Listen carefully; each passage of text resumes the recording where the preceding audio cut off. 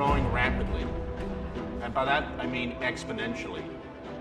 And it's becoming tougher for city planners to make the right choices around which policies and which technologies they choose to help solve congestion and emissions in cities.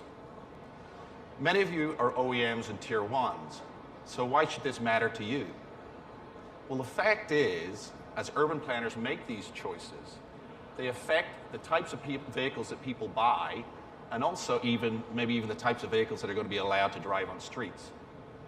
Over 50% of the world's population are now living in cities and urban centers. And by 2040, it's projected that almost 2/3 of the population will be living and moving around cities. Just think about that. By 2040, there's going to be 9 billion people on the planet. And that means there's about 6 billion of us going to be moving in and around cities. How do we move this many people in and around cities without getting into total gridlock? It's going to become a real challenge, and perhaps the car is not going to be the only option. There's the 10 most congested cities in the US, Los Angeles through Chicago. Now, Angelinos spend almost 80 hours a year stuck in traffic.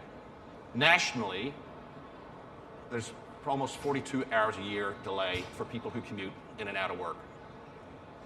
You extend that out, that's 7 billion hours Americans sit in a car in traffic jams. Or it's about $160 billion drain on our economy. Globally today, almost 7 million people die each year due to poor air quality.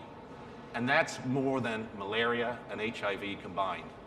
This is another issue that cities face. They're now very large contributors to greenhouse gas and global warming, climate change. In 2013, road transportation added almost 30% to the US's greenhouse gas contribution.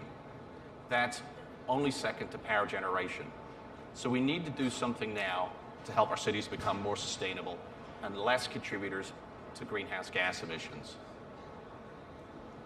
So it's not that there's any shortage of good ideas about how to get clean transportation into our cities. The challenge always is, how do city planners integrate those? How do these great technologies go hand in hand with integration strategies to make them work in our cities, to make us more movable around cities, and also keep our environment clear? There are lots of technology choices out there, and many of these you guys will recognize, okay? And you could probably think of lots more that people can use to make clean cities. At college campuses and in downtown cities, people are looking at bike sharing schemes. We're looking at bringing more alternate fuels into cities for cleaner environments, promoting electric vehicle charging, maybe even hydrogen for all you fuel cell fans. But then there are newer technologies, and we need to figure out how they are going to integrate with cities today. So connected vehicles is something that's a really hot topic here, but how are they going to be applied in cities? Vehicle to infrastructure communication, how are we going to use it so it helps a driver figure out a less congested route in a city? Or even how you're going to find that elusive parking space so you don't have to go around the block 3 or 4 times and add to congestion. And then there's vehicle-to-vehicle communications as well to make a safer city. How do we plan for perhaps pedestrian-only zones where we promote people walking in cleaner environments, and where would we put them?